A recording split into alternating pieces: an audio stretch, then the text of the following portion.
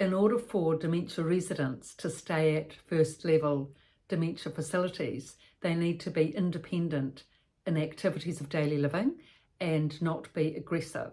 If a letter arrives saying that the mother, for example, is aggressive to staff without cause and aggressive to residents without reason, then that is an indication of needing to go on to a higher level dementia facility where there's more restraints. But a lot can be done before that point, and a lot needs to be in place, and the relative can do so much in terms of modifying the effect of this whole process. And the first thing is getting the clinical notes and being upskilled on that, which I've gone through in the previous video. And the second thing is understanding the cause of the aggression for the resident, really going through the whole process and seeing what it is that is aggravating them and addressing that. For example, it could be that they feel restrained in the dementia unit, that they can't get out, they can't walk. So that being the case, get them out, give them that freedom, take them for walks, take them for outings, let them, which you will be able to do if it's lower level anger. That's why you want to keep it at the lower level, because that's when you can do something about it. When the anger increases to a higher level, it becomes extremely difficult, because then you can't really take the person out, because there's the risk of not being able to get them back in again because they'll be aggressive with that. So assuming that the person is at the lower level with anger and you can work with them. So if it's because they're feeling restrained, being able to get them out, into the great outdoors for all the benefits of reducing stress and, nature and the fresh air and everything that goes with that, to be able to de-escalate. The second thing is, if they don't understand, they're angry because they don't understand why they are in such a facility. Why am I here? What's happening? So that needs to be explained to them, why they are there, in depth and detail, in terms of the memory loss and direction orientation loss and the risks around that, and explaining to them exactly the reasons why, specifically give it to them in detail, the reasons why that led up to them coming into the facility, whether it was because of getting lost out on the road somewhere, or a dangerous event in the home. It could be leaving a pot on the stove or whatever it was, so that they can reason with them on that level, so that at least you give them the chance of being able to understand. And the third thing, common reason for people getting angry in dementia facilities, is they just don't feel understood.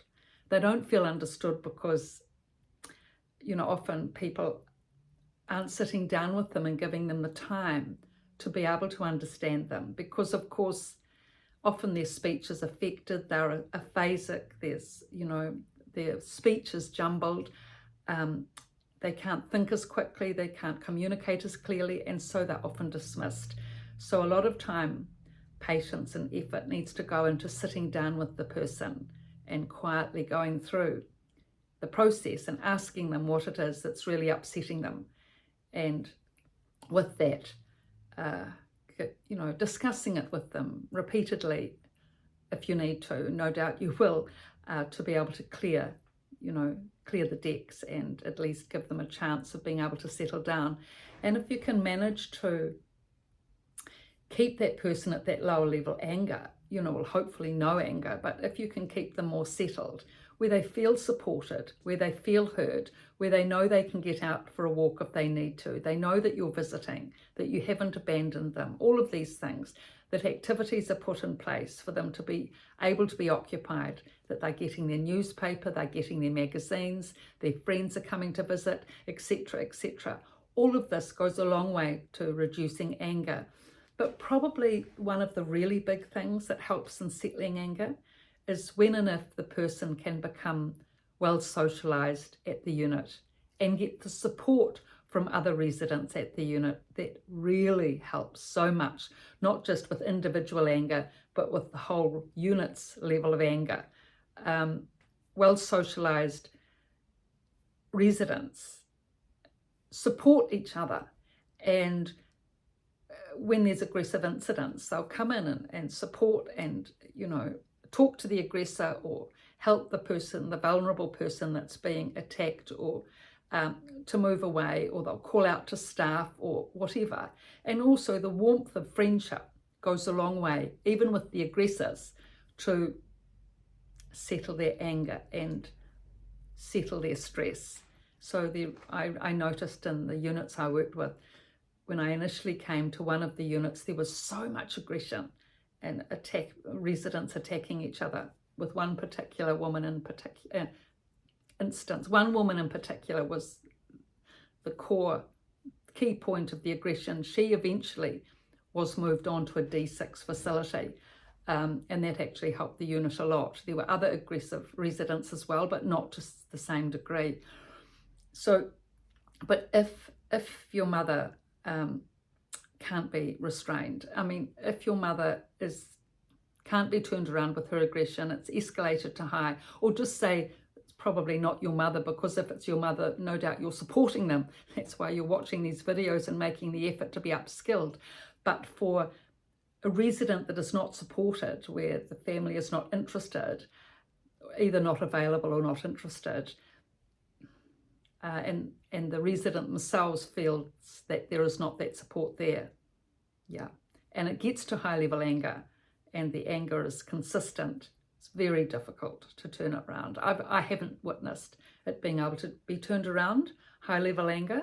It's just too hard, especially when it becomes consistent and constant. It's just like red hot fire, just blazing all the time. And so, especially when there are aggressive incidents and other people are being, pushed over and hit and punched, it's just awful.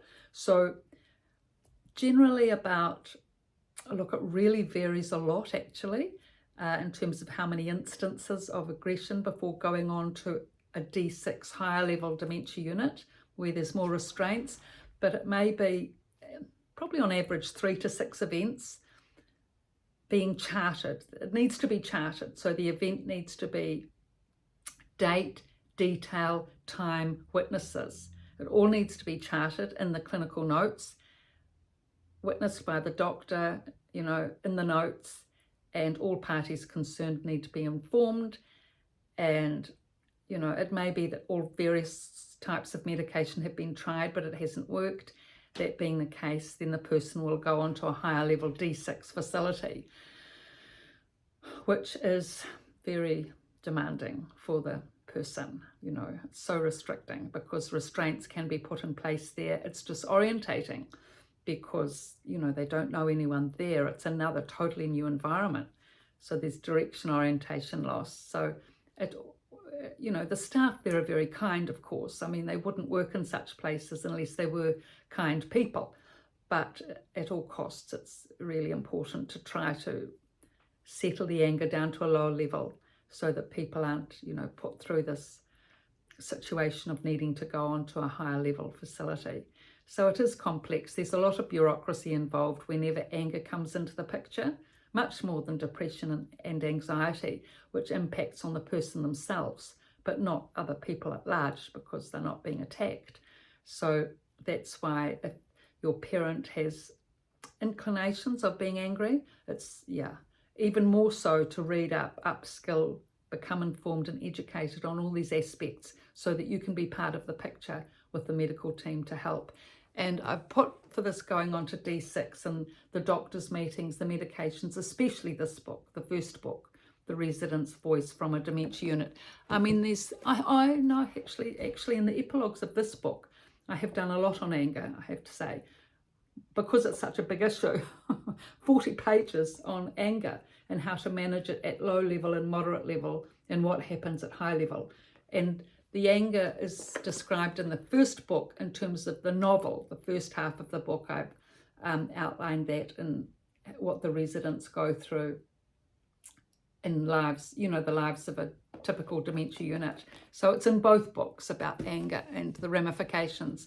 So thank you for your support and likes and subscriptions. Thank you so much for all those likes and looks on TikTok. It's just fantastic. Thank you.